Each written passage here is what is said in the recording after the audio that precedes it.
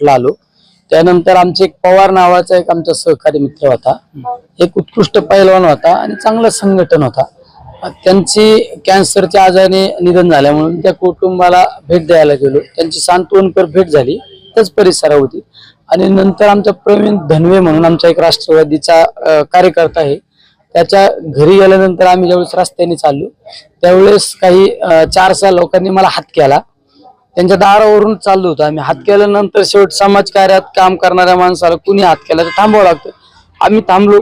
मला त्यांनी आग्रह केला की आपल्याला चहा प्यायला चला तुम्ही. म्हणलं नाही मला चहा नको, मला जर गडबड आहे. त्यांनी नाही चला. त्यावेळेस त्यांनी आग्रह केल्यानंतर मी घरी गेलो, चहा घेतला तिथे. त्यांनी माझा सत्कार पण केला. तोपर्यंत मला कुठल्या व्यक्तीची कुठली पार्श्वभूमी मला कुठली माहित नव्हती.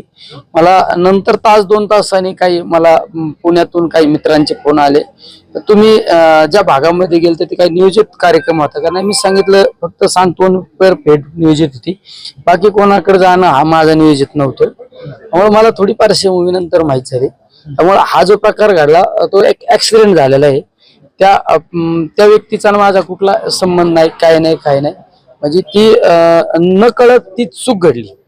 पण दुसरीकडे जर आपण अमोल मिटकरी म्हणतायत की लोकसभेमध्ये कदाचित गजा मारणे यांनी मदत केली असेल निलेश लंके यांना, म्हणून ते आभार मानायला गेले असते. अरे त्या अमोल मिटकरीला म्हणावा, तुला काय माहिती का परिस्थिती?